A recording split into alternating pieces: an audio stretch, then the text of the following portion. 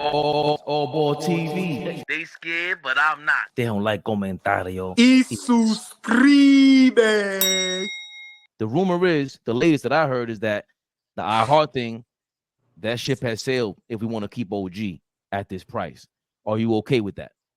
Well, if we gotta let go our heart to keep OG, no disrespect, our heart, deuces, my brother. That's not even something that's not even something to think about. Big shout out to my guy Nino Brown, the GOAT. Your services are no longer needed. No longer.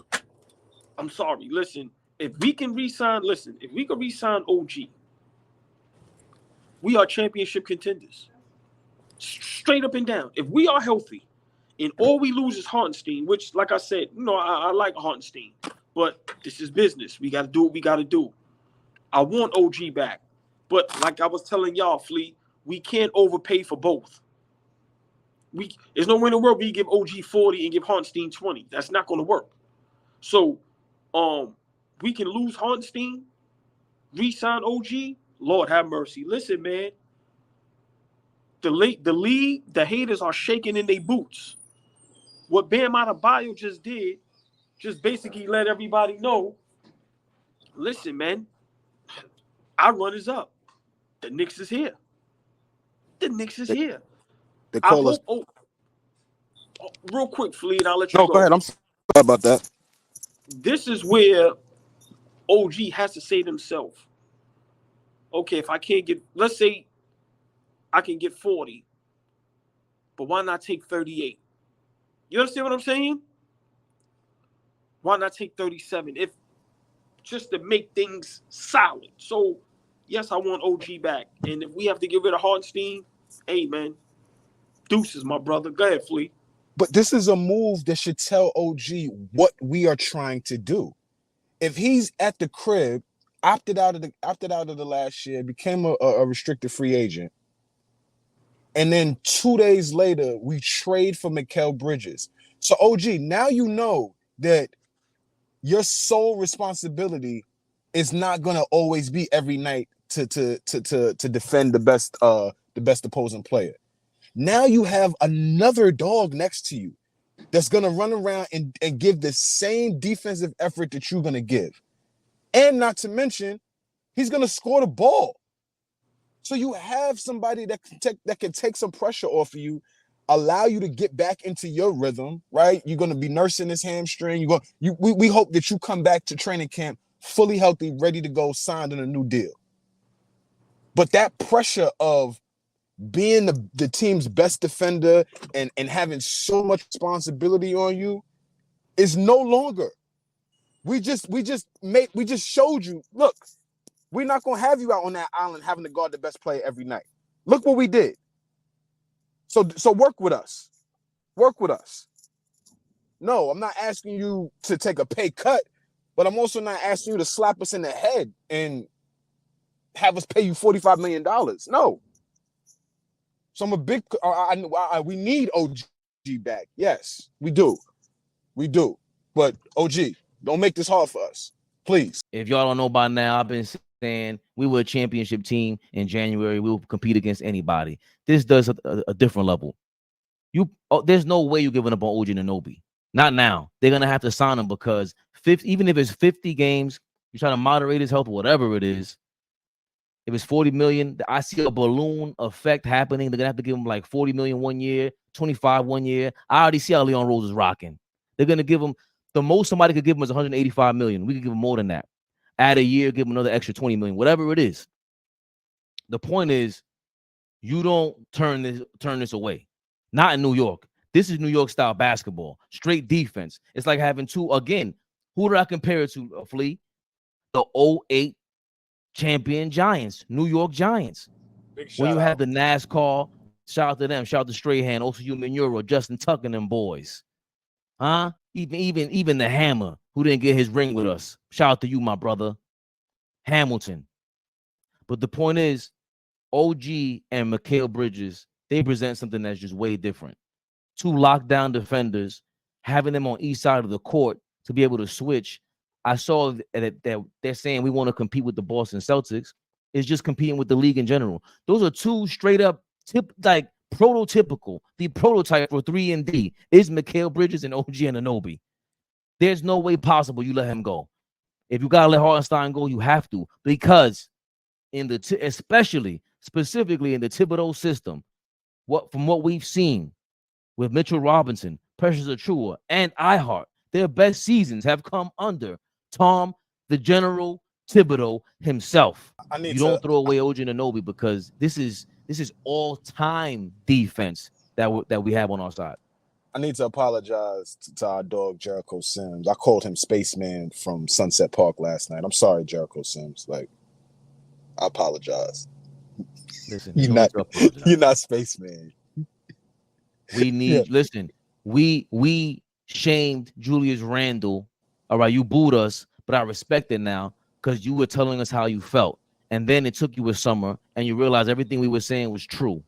The best basketball he ever played was 6 months ago. Especially once we had OG, but he was playing great basketball after he struggled at the beginning of last season. I don't want to see him go either. That's another thing, Flea. Where do we see our front line? How do we see them looking? I would think we're keeping Mitchell Robinson because his contract is great, and we find somebody else. I think we sign Ochoa as well. You don't lose this style of defenders. This is all-time defense on its way, and not just with the numbers either, because sometimes, like when the Celtics went to the championship 2 years ago and they lost to the Golden State Warriors, they were, to me, all-time defenders with Robert Williams. That changed everything for them, because you can switch, and then you have a rim protector who blocks shots, because you can protect the rim like a LeBron in Miami. He's not going to block every shot, but he's protecting the rim. He's bodying you. He's big. He's stopping guys from getting in position in the paint. He's fast. He's quick to get you out of position, make you think twice about going to the paint, because he can cover you there. And of course, all the athletic bodies over there. So I'm not comparing us to the Heat, but I think we have a chance to be defensively, I think, better than them, because they didn't have defenders like us aside from Battier and LeBron and D-Wade sometimes, and they have a high IQ over there, but that's what we have here. And on top of that, we have defensive specialists. I just feel like this is all the same way that them Celtics looked 2 years ago. That's what we have now, especially with Mitchell Robinson around.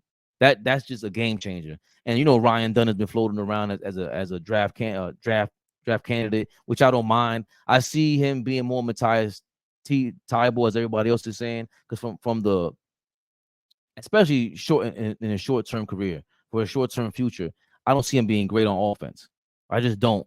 But Matthias Thybulle to come off the bench, remember, you don't necessarily need scoring. You need the guy who'll maintain the lead or maintain the score.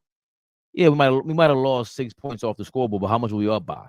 That's the guy you want out there to make it harder for the other team, to make it harder for the other team's second unit and whatever unit they have off the bench. That's what you want. When you got guys like that buying into it, especially in practice, that's what matters most. You have defenders like that defending OG with his newfound moves. I don't know what he's going to try to pull off.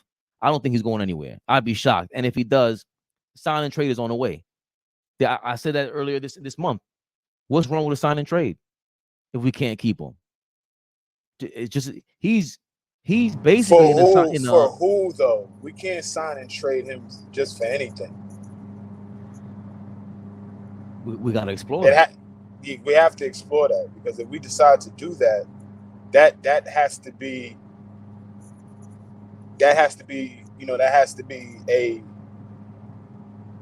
a huge rotation piece. We got to trade him for a starter. We can't just. He can't get moved. He can't be in a sign and trade and it just be, a dump. Nah, can't do that. Off the top of my head, it's tough, because because of the potential of OG Anunoby, it can cloud your judgment and your projection. Of course, they know more than us what's been thrown out there, who's available. But with that contract, we could. Oh my God, there's a lot with that. Now the Durant thing is floating around. If he wants out, would you trade? And OG wants out, I want the $40 million. Do you say to yourself, Lee, OG sign and trade for Durant? I mean, you would have to explore it. You would have to consider it, right?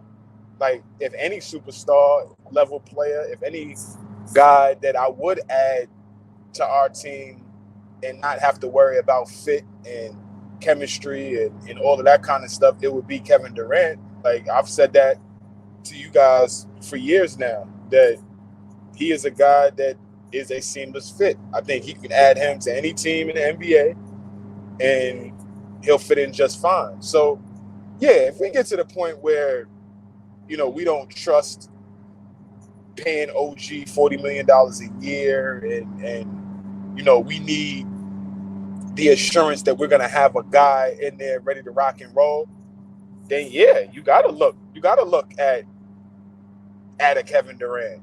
You got to look at, you know, I did say it earlier in the show about it being a name, but if we got to move on, then yeah, you got to explore a sign and trade for Paul George.